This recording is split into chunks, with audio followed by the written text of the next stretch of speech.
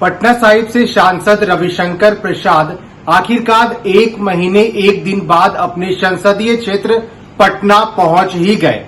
रविशंकर प्रसाद शुक्रवार को पटना पहुंचे, कुछ नेताओं और अधिकारियों के साथ मीटिंग की और फिर दिल्ली रवाना हो गए। सवाल उठा कि अगर रविशंकर प्रसाद पटना पहुंचे और उन्हें मीटिंग ही करनी थी तो वो वर्चुअल तरीके से दिल्ली से भी हो सकती थी। लेकिन रविशंकर प्रसाद पटना पहुंचे तो उन्होंने कहा कि डीएम ने उन्हें कोई निरीक्षण करने से, अस्पतालों का निरीक्षण करने से या कहीं जाने से रोक दिया, ये कह के कि बिहार में लॉकडाउन लगा हुआ है। पटना के लोगों को पता ही नहीं चला कि उनके सांसद पटना आए भी थे। शुक्रवार को रविशंकर प्रसाद ने खुद प्रेस रिलीज जारी किया, तब पता चला कि उनके कदम पटना में भी पड़े थे। शंकर के प्रेस रिलीज की शुरुआत ही सफाई देने के तरीके से हुई। देखिए प्रेस रिलीज की शुरुआत में उन्होंने क्या लिखा। श्री रविशंकर प्रसाद, केंद्रीय विधि व न्याय, संचार और सूचना प्रौद्योगिकी एवं इलेक्ट्रॉनिक्स मंत्री। भारत सरकार आज अपने क्षेत्र के दौरे पर थे और उनकी बहुत इच्छा थी कि वे स्वयं पटना के कुछ अस्पतालों का निरीक्षण करें, वैक्सीन केंद्रों में जाएं और सामुदायिक किचन का जाकर निरीक्षण करें। लेकिन जिला प्रशासन के द्वारा उनके ये सलाह दी गई कि लॉकडाउन के नियमों के कारण उनका स्वयं जाकर निरीक्षण करना उचित नहीं होगा। जाहिर है, रविशंकर प्रसाद की ओर से जारी प्रेस रिलीज में कहा जा रहा था कि वे अपने संसदीय क्षेत्र पटना में कोरोना से त्राहिमाम कर रहे लोगों से इसलिए नहीं मिल पाए क्योंकि पटना के जिलाधिकारी ने उन्हें मना कर दिया।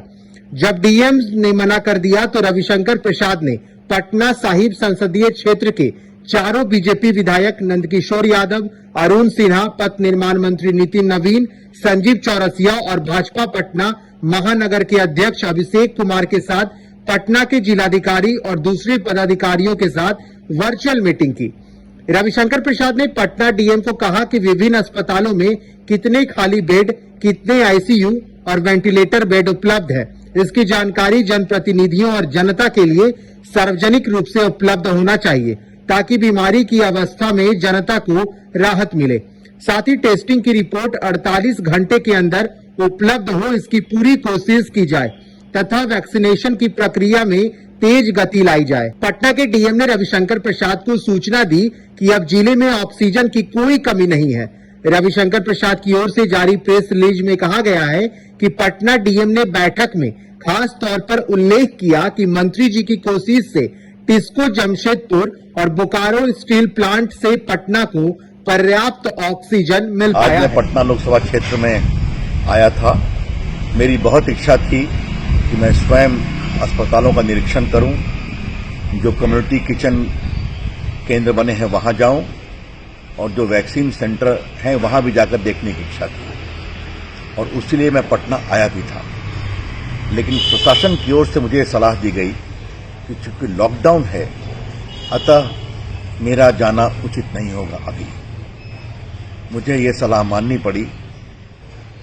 इसके बाद मैंने अपने सारे विधायक पटना के और पटना के जिलाधिकारी और जिला प्रशासन के साथ बहुत ही व्यापक समीक्षा की और आज मैंने प्रशासन को स्पष्ट बताया है कि जो वैक्सीन सेंटर्स हैं उनमें और तेज गति लाई जाए, महिलाओं के लिए अलग से व्यवस्था की जाए, जो टेस्टिंग है उसकी रिपोर्ट 48 घंटे में अवश्य मिलना चाहिए और जितने अस्पताल में बेड हैं, जितने खाली हैं, कितने आईसीयू हैं, कितने वेंटिलेटर उपलब्ध हैं, ये भी जनप्रतिनिधि और जनता को अवश्य बताना चाहिए।